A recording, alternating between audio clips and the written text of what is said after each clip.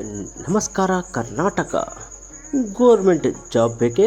ಹಾಗಿದ್ದರೆ ಈ ವಿಡಿಯೋವನ್ನು ಕೊನೆವರೆಗೂ ನೋಡಿ ಮತ್ತು ನಮ್ಮ ಚಾನಲನ್ನು ಲೈಕ್ ಮಾಡಿ, ಸಬ್ಸ್ಕ್ರೈಬ್ ಮಾಡಿ. ಗೆಳೆಯರೆ, ಎಲ್ಲರಿಗೂ ಒಂದು ಒಳ್ಳೆಯ ಉದ್ಯೋಗ ಇರಬೇಕೆಂದು ಕನಸಾಗಿರ್ತದೆ. ಈ ಕನಸನಿಗೆ ನನಸಾಗುವ ಸಮಯ ಬಂದಿದೆ. ಹೌದು, ಸರ್ಕಾರಿ ಉದ್ಯೋಗ ಸಿಗಬೇಕಾ? ಹಾಗಿದ್ದರೆ ನಿಮ್ಮಲ್ಲಿ ಈ ಸ್ಕಿಲ್ಸ್ ಇದ್ದರೆ ಸಾಕು, ಸುಲಭವಾಗಿ ಸಿಗುತ್ತೆ ಸರ್ಕಾರಿ ನೌಕರಿ. ಗೆಳೆಯರೆ, ಸರ್ಕಾರಿ ಕೆಲಸ ಪಡೆಯೋದು ತುಂಬ ಕಷ್ಟ. ಕಾರಣ ಸರ್ಕಾರಿ ಕೆಲಸದಲ್ಲಿ ಸ್ಪರ್ಧೆ ತುಂಬ ಜಾಸ್ತಿ ಇರುತ್ತದೆ. ಹಲವಾರು ಕಠಿಣ ಪರೀಕ್ಷೆಗಳನ್ನು ಕೂಡ ಎದುರಿಸಬೇಕಾಗುತ್ತದೆ. ಪ್ರತಿಯೊಂದು ಕೆಲಸಕ್ಕೂ ಬೇರೆ ಬೇರೆ ಪರೀಕ್ಷೆಗಳು ಇರುತ್ತವೆ. ಆದ್ದರಿಂದ ಕಠಿಣ ಪರೀಕ್ಷೆಗಳಲ್ಲಿ ಪಾಸ್ ಆಗೋದ್ರ ಜೊತೆಗೆ ಹಲವು ಕೌಶಲ್ಯಗಳನ್ನು ಕೂಡ ಬೆಳೆಸಿಕೊಳ್ಳುವುದು ತುಂಬ ಮುಖ್ಯವಾಗಿರುತ್ತದೆ. ಮತ್ತು ತಾಂತ್ರಿಕ ಜ್ಞಾನ ಮತ್ತು ಶಿಕ್ಷಣ ಸರ್ಕಾರಿ ಹುದ್ದೆಗೆ ತುಂಬ ಅತ್ಯಗತ್ಯವಾಗಿದೆ.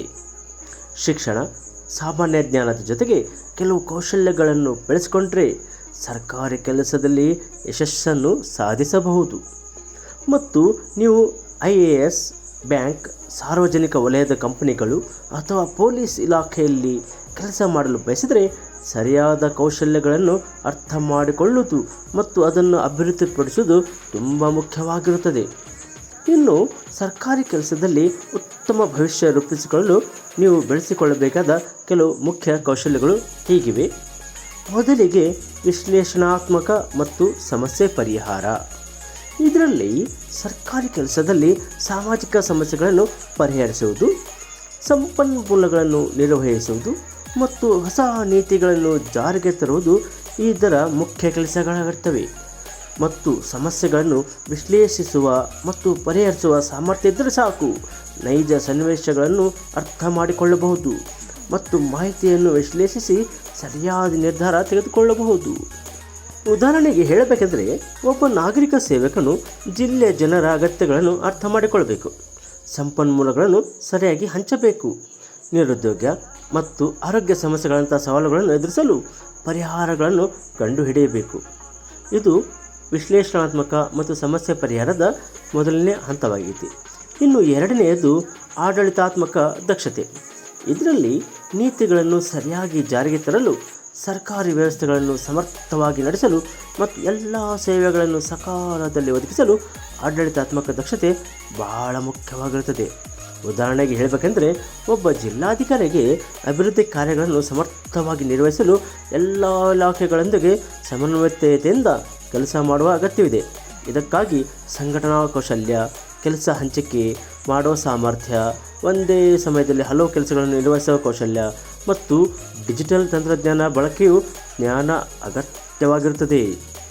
ಇನ್ನು ಮೂರನೆಯದು ಹೇಳಬೇಕೆಂದರೆ ಕಾನೂನುಗಳು ಮತ್ತು ನೀತಿಗಳ ಜ್ಞಾನ.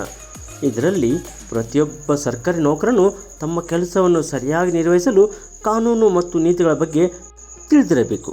ಉದಾಹರಣೆಗೆ, ಆದಾಯ ತೆರಿಗೆ ಅಧಿಕಾರಿಗೆ ತೆರಿಗೆ ಕಾನೂನುಗಳ ಬಗ್ಗೆ ಸಂಪೂರ್ಣ ಮಾಹಿತಿ ಇರಲೇಬೇಕು.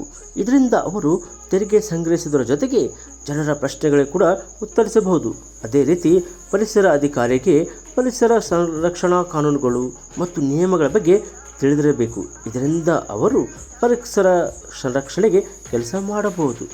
ಇನ್ನು ನಾಲ್ಕನೆಯದು ಹೇಳಬೇಕೆಂದರೆ ತಾಂತ್ರಿಕ ಮತ್ತು ಡಿಜಿಟಲ್ ಸಾಕ್ಷರತೆ ಇರಬೇಕು. ಇದರಲ್ಲಿ ಸರ್ಕಾರಿ ಕೆಲಸಗಳಲ್ಲಿ ತಂತ್ರಜ್ಞಾನದ ಬಳಕೆ ಈಗ ಹೆಚ್ಚುತ್ತಿದೆ ಮತ್ತು ಡಿಜಿಟಲ್ ಇಂಡಿಯಾದಂತಹ ಕಾರ್ಯಕ್ರಮಗಳು ತಾಂತ್ರಿಕ ಜ್ಞಾನವುಳ್ಳ ಸರ್ಕಾರಿ ನೌಕರರಿಗೆ ಈಗ ಹೆಚ್ಚಿನ ಬೇಡಿಕೆ ಸೃಷ್ಟಿಸಿವೆ. ಆನ್ಲೈನ್ ಕಲಿಕಾ ವೆಬ್ಸೈಟ್ಗಳಲ್ಲಿ ಆಡಳಿತ, ಸೈಬರ್ ಸುರಕ್ಷತೆ ಮತ್ತು ಡೇಟಾ ವಿಶ್ಲೇಷಣೆಯ ಕೋರ್ಸ್ಗಳು ಈಗ ಲಭ್ಯವಿದೆ.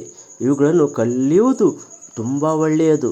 ಮತ್ತು ಕಾರ್ಯಾಗಾರಗಳು ಮತ್ತು ವೆಬಿನಾರ್ಗಳಲ್ಲಿ ಭಾಗವಹಿಸುವುದು ಮತ್ತು ಹೊಸ ತಂತ್ರಜ್ಞಾನಗಳ ಬಗ್ಗೆ ಓದುವುದು ತುಂಬ ಸಹಾಯಕವಾಗುತ್ತದೆ. ಈ ಕೌಶಲ್ಯಗಳನ್ನು ಬಳಸಿಕೊಳ್ಳುವ ಮೂಲಕ ನೀವು ಸರ್ಕಾರಿ ಕೆಲಸದಲ್ಲಿ ಯಶಸ್ಸನ್ನು ಸಾಧಿಸಬಹುದು. ಗೆಳೆಯರೆ, ಈ ವಿಡಿಯೋ ಇಷ್ಟವಾದಲ್ಲಿ ದಯವಿಟ್ಟು ಲೈಕ್ ಮಾಡಿ ಮತ್ತು ಸಬ್ಸ್ಕ್ರೈಬ್ ಮಾಡಿ. Thank you.